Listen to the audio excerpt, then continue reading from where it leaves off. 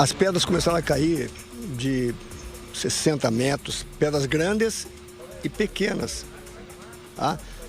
E elas foram quebrando e uma frente de 40 metros caindo muita pedra e cada vez que ficava mais próximo do solo, mais velocidade. Eu me joguei debaixo de um reboquezinho, minha mulher correu e as crianças, talvez mais despreparadas, foram atingidas na cabeça. Né? Habían dos niñas pequeñas. Duas morreram. Não são meus parentes. Mas a minha mulher, 3 pedras atingiram. 2 pedras atingiram 2 crianças que morreram e a terceira pedra atingiu a minha mulher. Caiu várias pedras, 300, sei lá quantas, mas só 3 atingiram. Minha mulher pegou na cabeça, está sendo medicada, está bem. ¿Y cómo fue el momento de estar allá arriba? Me imagino que ha sido bien dramático todo allá arriba, ¿no? Foi uma gritaria, pedra, o pessoal gritando pedra, pedra. E nesse momento, uns correram para cima, outros correram para baixo, né? E alguns jogaram nos abrigos que tinha ali, tinha um reboque, eu me joguei debaixo do reboque. São 2 famílias, são amigos, eles são amigos. São médicos os pais das crianças, um ainda estava lá, porque o corpo ficou lá, e o outro veio para cá. Estavam muito mal eles, muito tristes. Muito abalado, porque eles têm, um dos pais tem 3 filhos e a outra tinha um e estaba embarazado de otro, a mãe. Una experiencia tremenda y además aporta un dato que lo hace todo aún más trágico. La madre de una de estas pequeñas estaría esperando guagüita, fue lo que le alcancé a entender al final de sus impresiones. Tras este fatídico día, la verdad es que uno se pone a pensar y dice, qué terrible, nuevamente brasileños, turistas brasileños en nuestro país viviendo una tragedia. Lo habíamos visto en este departamento en el que falleció toda una familia por monóxido de carbono y ahora en la montaña. El domingo cuando llegué de Buenos Aires, a las 11 de la noche aproximadamente, venía una cantidad de turistas brasileños entrando. Esta es la época en que viene más brasileños. Les encanta y es muy bonito. Yo creo que le caemos hasta bien a los brasileños, les gusta nuestra montaña, pero la verdad es que hay mucho riesgo asociado, sobre todo cuando es un mercado que no está regulado o un sector en el que hay un acceso muy fácil. La prensa brasileña informó también en extenso esta nueva tragedia que afecta a sus compatriotas. Se señaló que los padres de las niñas, ambos son médicos, y que el abuelo materno de la menor de 3 años había sido asesinado el año 2013 en su país. Ahí estamos revisando, Julia, algunos de los diarios y portadas de Brasil. Hijas de médicos de maranenses mueren en tragedia durante un paseo turístico en Chile.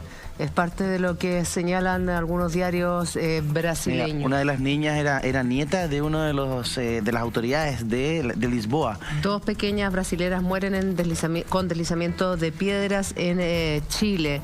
La letra chica no la alcanzo a leer porque... Las niñas estaban acompañadas en el país cuando fueron atendidas y fueron en un viaje de turismo hacia este sector, dice. Una de las víctimas llegó a ser llevada a un hospital, pero no pudo resistir a las heridas, a los daños, me imagino. Acá hay un protocolo que se le entrega a los turistas, que a mí hay algo que me genera ruido y me dio la impresión que la persona que estaba a cargo de esta expedición el día de ayer, Cristian, era brasilera o de origen brasilero. Cosa que me parece muy curiosa, porque de verdad lo que hemos hablado del Cajón del Maipo es una zona que es maravillosa, pero muy peligrosa. Entonces, ¿cuál es la situación? Que los guías tienen que ser guías locales. No puede ser una persona que no tenga ningún tipo de experiencia en la montaña. La montaña no es traicionera, sí, es un poco traicionera, pero hay que tenerle mucho respeto.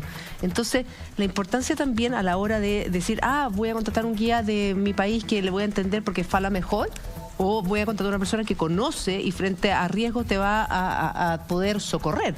Claro, ahí desconozco un poco cómo estarán siendo regulados y las exigencias que se les pide a los operadores turísticos, pero está claro de que debe existir algún tipo de regulación, o sea, puede ser suizo, puede ser norteamericano, chileno, brasileño, pero creo que aquí lo importante es la certificación que tenga, porque creo que hay una gran diferencia entre el guía de playa, el guía de montaña, el guía náutico, no pueden ser todo el mismo. Claro, entonces aquí hay un tema de certificación, desconozco muy bien qué es lo que se estipula para acreditarlos como tal. Pero yo creo de que aquí la recomendación para el turista es consultar los riesgos que involucra este tipo de turismo, lo mismo hasta cuando uno se sube a algún deporte náutico, andar a caballo, Sí, etcétera. claro. El arriero incluso a uno le enseña al caballo que la cincha, la rienda, el estribo, etcétera. O sea, tiene que haber una pequeña guía. Ahora, lo que estoy viendo, desviándome un poco, viendo el contexto, claro, hay información, el kilómetro tanto, el kilómetro tanto. Sí, ¿qué pasa con eso? Ya, esta zona misma del embalse El Yeso, uno se desvía donde está el cruce, o sea, uno puede seguir hacia el volcán o hacia el volcán Baños Morales o la zona que va al embalse El Yeso. Hay un poco de subida y bajada, hay zona más abierta, el camino tiene doble vía sin problema, está pavimentada una primera parte y después, poco antes de llegar al mismo lago, es donde estaría situada esta barrera, donde ya comienza la subida y la pista de sentido único. Por lo cual, lo que me está quedando a mí, en base a lo que se está viendo y los antecedentes que se están entregando, es que el vehículo se detiene en esta barrera, Ya. está cumpliendo lo que dice la normativa de que puede transitar hasta el kilómetro 21.7, los medios de prensa hablan del kilómetro 22, 23, de que tal vez pasaron la barrera, pero sí el vehículo cubrió. Ahora, si habrán pasado caminando un poco más allá o más acá, técnicamente, yo creo que lo otro es legalmente, si se invadió la zona que se podía transitar o no, si se podía caminar o no, pero en términos concretos el vehículo llegó hasta un punto y después es lo que la gente camina alrededor, que uno lo hace clásicamente, que quiere subirse arriba a una roca para la foto, o quiere tomar alguna roca para ver el color especial, etcétera. O sea, lo que se pudo haber hecho es, llegamos hasta aquí en el automóvil, hay una barrera abajo. Y después se bajan a sacar las fotos, Claro, que era lo que sucedió. Lo que debes hacer el guía turístico es decir, aquí hay una barrera, ustedes la están viendo, el auto no puede seguir, eso también es para los peatones, no se puede pasar hacia esa zona. Exactamente. Eso es lo que debió suceder. Pero si es riesgoso Y que no el lugar sucede nunca. y caen rocas, piedras. Entonces, ¿cómo se construyó el ingenio ahí? Porque son casas que son habitadas incluso en el periodo de invierno. Claro, la zona de ingenio, aquí caemos en la otra parte de que uno puede construir. ¿No hace debió la mecánica. autorizarse esa...? Es que uno llega y construye nomás. Claro, ahí viene el tema, sí, lo que se permite administrativamente y lo que se permite técnicamente. O sea, hoy día no hay vinculación frente, como usted dice, que hay desprendimiento de roca en la zona del ingenio u otros lugares que las casas están colgando del cerro. Claro. No hay vinculación con el peligro y el riesgo geológico hoy día, no hay una normativa de construcción. Entonces, claro, legalmente se puede construir de acuerdo a lo que diga. O sea, más que legal, tú puedes construir. Otra cosa es que la autoridad vaya y te fiscalice y en definitiva te desmuela la propiedad que está construida irregularmente, si es que no existe una regulación.